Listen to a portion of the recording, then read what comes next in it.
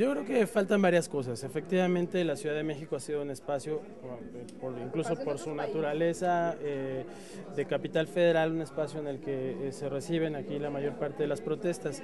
Sin embargo, hemos visto situaciones en las que el uso del sistema penal ha sido, digamos, desproporcionado o ha sido mal utilizado, confundiendo el derecho a protestar con la obligación que tiene la autoridad de proteger pues, la propiedad y los bienes de las personas que se ven afectadas con estos derechos.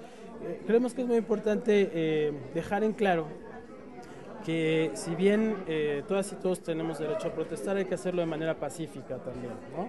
Que no hay cabida ni en esta ciudad ni en este país para manifestaciones violentas y que eso implica una doble obligación para la autoridad, porque por una parte está obligada a poner las condiciones, como efectivamente lo han hecho, para que la manifestación sea libre, para que la manifestación se pueda llevar a cabo, pero al mismo tiempo generar los mecanismos de prevención para que no haya terceros perjudicados cuando la manifestación deviene en violencia o cuando la propia acción de la policía también implica un abuso de autoridad. Cuéntanos sobre la exposición pictórica. Es una exposición que estamos haciendo junto con el Tribunal Superior de Justicia del Estado de Michoacán. Es una exposición muy interesante que tiene como temática la reforma penal constitucional del año 2008, ¿no? Tiene la intención pues, de llamar la atención sobre la necesidad de implementarla ya en el resto del país y de revisar en aquellos casos en los que ya está funcionando para ver si es que es necesario también, digamos, generar nuevas reformas. ¿El Estado de Michoacán tiene planeado algunas pláticas para llevar cursos sobre derechos humanos a la Procuraduría del Estado de Michoacán? Bueno, tenemos una actividad constante con ellos, de cooperación con el Tribunal Superior de Justicia del Estado de Michoacán, que tiene que ver con eso, con la capacitación de jueces de manera informal, lo quiero decir, en temas de derechos humanos. Doctor, en otro tema, el gobierno capitalino implementó un operativo de cero tolerancia en el centro histórico de no estacionarse ni siquiera en el horario nocturno como anteriormente se podía hacer. ¿Qué opinión le merece al respecto? Bueno, nosotros estamos revisando que la política se ajuste efectivamente a las leyes, a lo que la ley dice, a lo que las normas dicen en el Distrito Federal. Si hubiera alguna circunstancia violatoria de la ley, nosotros la pondríamos en conocimiento del público y del propio gobierno. Hasta ahora no hemos recibido quejas por esta disposición, ¿no? ¿Los parquímetros le han llegado? Tampoco hasta la fecha. Aprovecho el espacio pues para que la gente sepa que si se siente afectada por una u otra razón, pues pueden venir a la comisión y con gusto los atendemos. Pero el gobierno capitalino justifica que está recuperando el espacio público. El espacio público también es nocturno cuando no hay tráfico, no hay tanto tránsito de vehículos. Por un lado y por el otro, el año pasado se implementaban estrategias para poder revivir la vida nocturna en el centro histórico y con esto parece que los están ahuyentando, ¿no? Aparte no ponen alguna alternativa de medio de transporte para los jóvenes que van a estos lugares. Claro, yo creo que un tema importante sería el de ver la integralidad de la política, ¿no? Como te decía, estamos analizándola, estamos viendo cuáles son las repercusiones que pueda tener. Si encontramos alguna violación a derechos humanos, pues la haremos saber.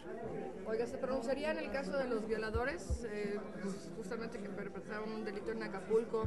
Bueno, algún mensaje que quisiera contra 7 turistas, no sé si... Sí, lo sé. Bueno, desde luego condenamos cualquier acto de esta naturaleza en cualquier lugar del país. Es una desgracia, desafortunadamente, y lo que esperamos es que la autoridad pues tome cartas en el asunto, ¿no? Y que resuelva pronto. Revisión de otros edificios que pudieran eventualmente presentar alguna problemática, pues que generara algún tipo de accidente. La intervención creo que fue oportuna en un primer momento, tanto de la policía de la ciudad como de los demás órganos de gobierno de la propia Ciudad de México, pero ahora bueno, pues todo está en manos de la autoridad federal, ¿no? ¿Demuestra que están preparados para ese tipo de hechos? La reacción creo que fue inmediata, me parece que sí. Habría que ver más bien aquí si efectivamente estamos hablando de un accidente, pues cuáles son las condiciones de prevención que tendrían que operar, particularmente en edificios públicos, ¿no? Y en edificios en donde haya algún tipo de riesgo de que alguna cosa así suceda, ¿no? Creo que en ese sentido puede ser una llamada de atención. Hay que recordar que la Ciudad de México en materia de protección civil tiene avances muy importantes, ¿no? Por la cultura que se ha generado alrededor de los sismos, pero creo que es una llamada de atención para hacer una revisión en todos aquellos lugares en donde pudiera haber circunstancias similares a las que dieron lugar a este accidente. En cuanto a las, pues no sé, a las familiares de las víctimas, ¿ha tenido acercamientos con ellos? O? No se han acercado a la comisión. Nosotros hemos sido muy respetuosos del dolor de los familiares. Hemos enviado el pésame a todas las personas que han perdido algún familiar o un amigo, o que tienen a alguien que está siendo atendido en el hospital. Naturalmente estamos abiertos a recibir cualquier tipo de queja o de preocupación de la ciudadanía, aunque es importante resaltar que nuestra jurisdicción es limitada en este caso, porque estamos hablando de un edificio y de una empresa paraestatal federal, ¿no? Doctor, sobre esta campaña que están impulsando, que es protestar es un derecho, reprimir es un delito, ¿que nos pudiera platicar un poco? Sí, a ver, nos preocupa que de pronto se confundan de los dos lados, lo voy a decir, tanto la protesta pacífica, que es a la que todas y todos tenemos derecho, con la comisión de actos delictivos, y por otra parte que se confunda la obligación que tiene el Estado de garantizar que estas protestas se lleven a cabo sin contratiempos y al mismo tiempo buscando que tengan la menor afectación a la ciudadanía, que eso se confunda con actitudes represivas, ¿no? Con la comisión de hechos delictivos por parte de las autoridades a través del abuso de autoridad, ¿no? Lo que nos damos cuenta es que con frecuencia, por la naturaleza misma de los hechos, no es fácil distinguir cuando estamos en el límite entre una y otra circunstancia y tendemos a condenar, ¿no? Con mucha facilidad. Entonces la campaña tiene esa pretensión, revisar aquellas cuestiones de carácter estructural que podrían ser afines o favorables a la criminalización de la protesta social, delitos que hoy por hoy son ambiguos y pueden ser aplicados pues a personas que están ejerciendo su derecho a la protesta, revisar políticas públicas en ese mismo sentido, particularmente policiales. Y cabe decir que esto no solo en el Distrito Federal, sino a nivel nacional, lo cual quiere decir con las instituciones federales, pero también con los gobiernos estatales, ¿no? Algunas organizaciones han advertido que se está criminalizando la protesta social, ¿no? Que estamos en un escenario de riesgo. Bueno, hay eventos, hoy en la mañana dimos cuenta de algunas circunstancias, las organizaciones hicieron notar eventos en el estado de Oaxaca, hay, como ustedes saben, en el estado de Michoacán, acá en la Ciudad de México, en fin, hay distintos lugares en donde desafortunadamente lo que hemos visto es que ha habido actos que nos llevan a pensar en la criminalización de la protesta social, ¿no? O en la criminalización de la juventud, en el caso particular del Distrito Federal. Entonces, por eso es importante pues lanzar esta campaña.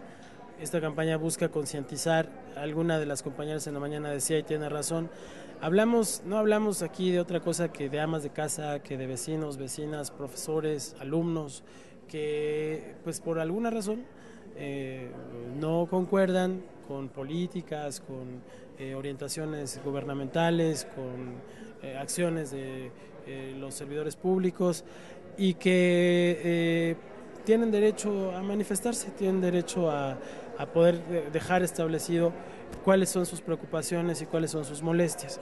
La obligación de la autoridad es permitir que eso ocurra, por una parte, y por otra parte, generar condiciones para ser escuchados y para ser resueltas pues las demandas que tienen, ¿no? Gracias. ¿Cuáles son esas inercias y retos a los que se enfrenta el nuevo sistema acusatorio?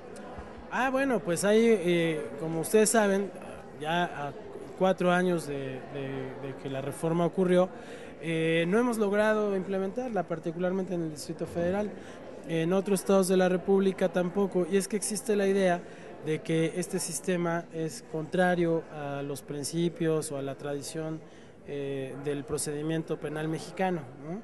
Esas inercias están relacionadas con esa convicción y con las ventajas que eso le da a defensores, pero especialmente a defensores particulares, por el acceso que tienen a los jueces, por una serie de relaciones que pueden ser proclives a la corrupción, ¿no?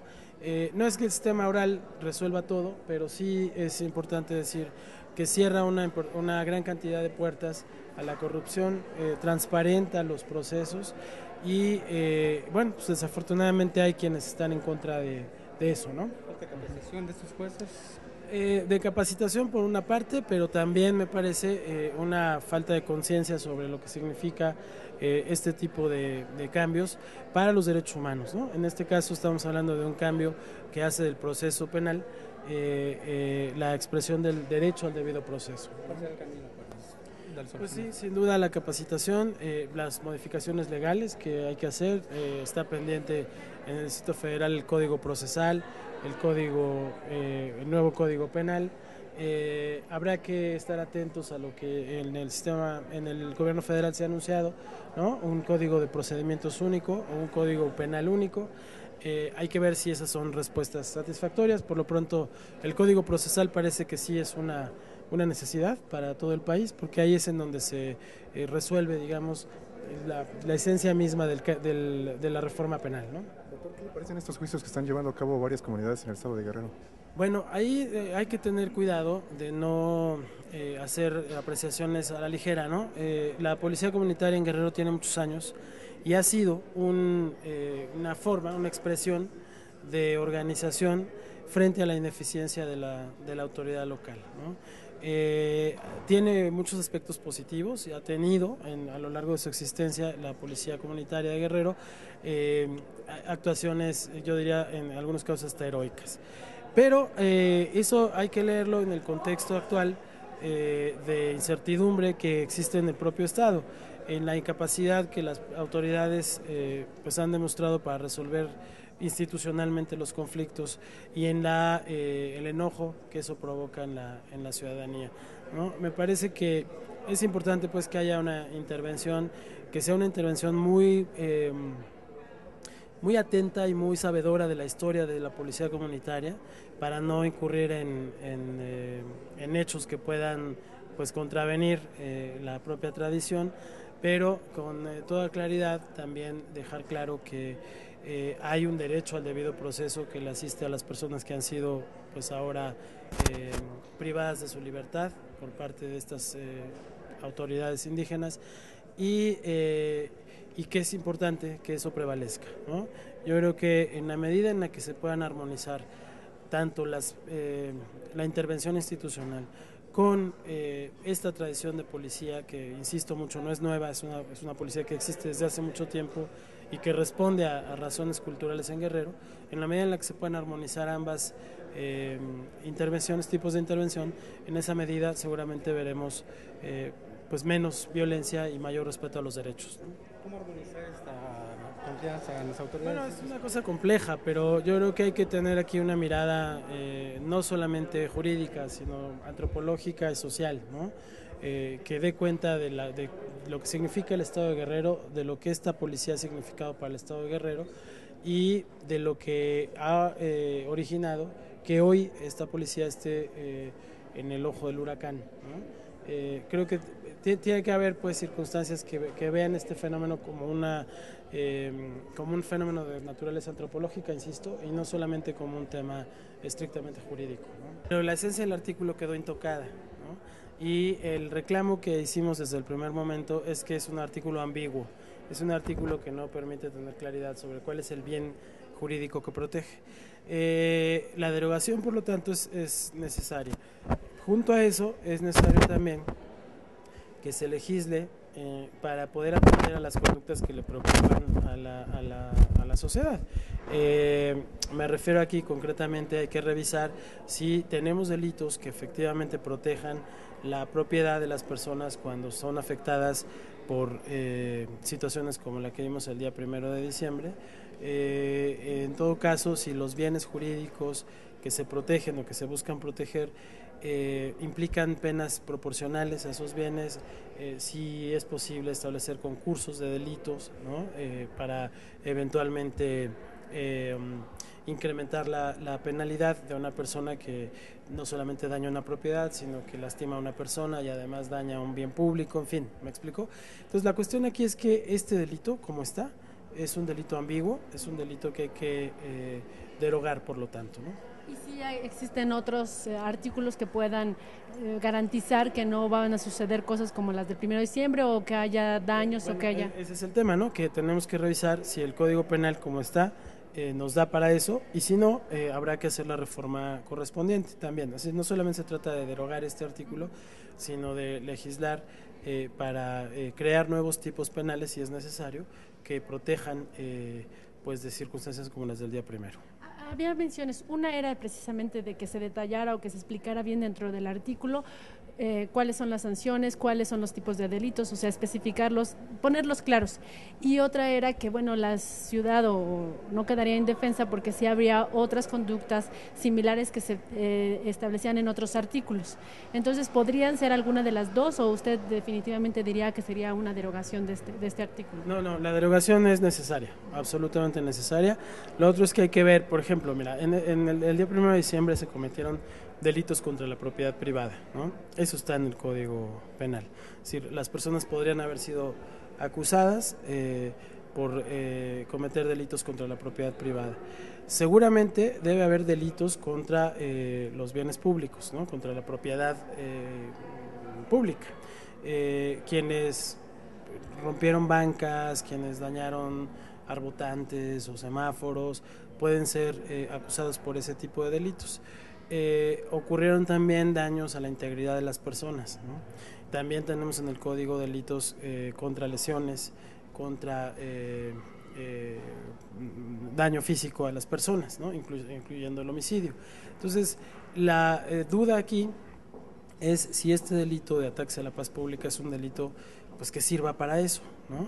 O si más bien lo que tendríamos es que pensar si lo que queremos es proteger a la ciudad de un acto terrorista, estamos hablando de otra cosa, ¿no? Estamos hablando de actividades continuadas que generan terror, que tienen un impacto en toda la ciudad, no solamente en una calle, ¿no? Y en ese caso me parece que también el Código Penal tiene un delito específico para el caso de terrorismo, ¿no? Entonces, se trata de eso, de eliminar aquello que no está siendo útil para, en todo caso, revisar aquello que sí no sería útil, si es necesario, ahí sí reformar, y si no, pues simplemente sería un tema de cómo el Ministerio Público debe aplicar el Código Penal, ¿no? En este sentido, los diputados, bueno, tienen esa tarea, igual que el gobierno del Distrito Federal. ¿Ustedes como comisión, qué parte les tocaría o ustedes tendrían alguna aportación? Sí, nosotros ya hicimos un primer documento que presentamos ante la Asamblea antes de que ocurriera la reforma. Insistiríamos en ese documento que ya fue presentado y bueno, en este caso nuestra posibilidad de actuación se limita a eso, ¿no? A presentarle a la Asamblea los argumentos para que ellos sean quienes legislen. Doctor, ¿y a qué se debe que el año pasado haya aumentado el número de agresiones durante las protestas civiles? No tendríamos una respuesta única a esto, ¿no? Tiene que ver con muchas cosas, tiene que ver con probablemente el incremento de las protestas, ¿no? Tiene que ver también con el incremento de las denuncias. O sea, no siempre las denuncias son representativas de los hechos, que en este caso de las agresiones, ¿no? Puede haber agresiones de las que no conozcamos. Tiene que ver con la mayor apertura de las propias instituciones, ¿no? Para recibir estas denuncias, con los canales. Yo les quiero comentar que la comisión, por ejemplo, cuenta con una relatoría específica, ¿no? Entonces son actos que no necesariamente constituyen quejas, porque no necesariamente son imputables a autoridades de la ciudad. Si no existiera esa relatoría, probablemente no nos enteraríamos de esos casos, y eso no quiere decir que no ocurran, ¿no? Entonces, tiene que ver con todas esas cosas, ¿no? No necesariamente es que haya más o que en el pasado haya habido menos, probablemente no, sino que hoy hay canales que permiten con mayor claridad conocer estas situaciones, ¿no? Es muy importante aquí, por eso el sentido de la campaña, dejar claro que por una parte hay un derecho a protestar, ¿no? Hay un derecho a libremente manifestar las ideas y hacerlo en el espacio público, sin duda, pero ese derecho admite límites, ¿no? Y los límites son muy claros. La protesta no puede ser violenta, la protesta no puede dañar la propiedad de otros ni la integridad de otras personas. Cuando eso pasa, deja de ser un derecho para convertirse en un delito. Y del otro lado también, ¿no? Es decir, a la autoridad el derecho a protestar le significa la obligación de preservar las condiciones para que esa protesta se pueda llevar a cabo, la obligación de prever condiciones para que la protesta ocasione la menor cantidad de dificultades a la ciudadanía, de evitar el uso abusivo de la fuerza, ¿no? Cuando la policía abusa de la fuerza, cuando la policía o la autoridad no prevé la minimización de los daños a la ciudadanía, también está violando derechos, ¿no? Y cometiendo delitos eventualmente. Entonces, aquí lo importante es que es necesario armonizar el derecho a la protesta con la obligación que tiene la autoridad de no abusar, ¿no? Por supuesto, cuando hay casos como los que tú comentas, estamos hablando de delitos y esos delitos tienen que ser sancionados, desde luego, ¿no? Sí, pero ¿cómo puede actuar la policía? Entonces, ¿no los tienen que golpear? Entonces, ¿cómo? Los tienen que inmovilizar, ¿no? Los tienen que...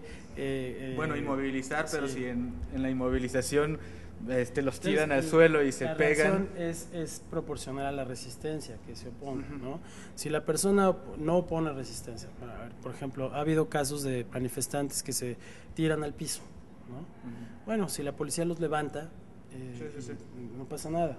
Ha habido casos de personas que golpean. Bueno, pues la policía puede reaccionar, por supuesto que sí. Hay un uso legítimo de la fuerza, pero tiene que ser proporcional, ¿no? Si tú eres policía y alguien te tira un golpe, no le vas a tirar un balazo. ¿Me explico? Le ¿no? puedes tirar un golpe. lo puedes aplicar una llave, por ejemplo, ¿no? La policía está capacitada para eso. Sí. Pero y siempre el límite es muy delgado, ¿no? Pero eso se investiga, eso se puede investigar, y aunque vamos a recibir la denuncia, efectivamente, pues la vamos a investigar, y si hay evidencia de que el uso fue proporcional, pues no hay ningún problema, ¿no?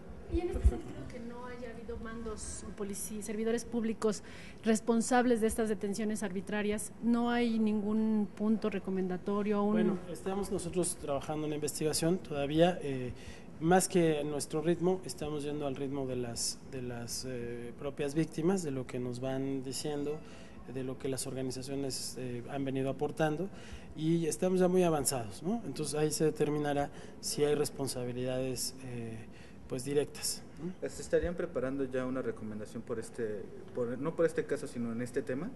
Todavía no sabemos si va a ser una recomendación, ¿no? Se está haciendo todo el análisis, toda la investigación.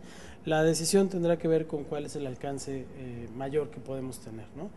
A veces la recomendación, aunque es nuestra forma de reacción más severa, se agota, ¿no? En la propia recomendación. Un informe especial nos da otras posibilidades, ¿no? Incluso de pronunciarnos sobre cuestiones de orden federal. Entonces estarían recabando información para elaborar un informe especial. De momento esa es la idea, sí. Si de ahí se deriva una recomendación, ahí la haremos, ¿no? No podemos evaluar si son por efecto del caso Cassés, ¿no? Lo cierto es que siempre recibimos quejas por temas como esos, y ustedes habrán visto que nos hemos manifestado en el caso de personas que son presentadas ante medios de comunicación, en el caso de personas que son arraigadas, en fin, ¿no? Entonces, yo no he podido notar que haya habido un aumento a partir del caso Cassés, ¿no? Desafortunadamente es una constante en el sistema penal, ¿no?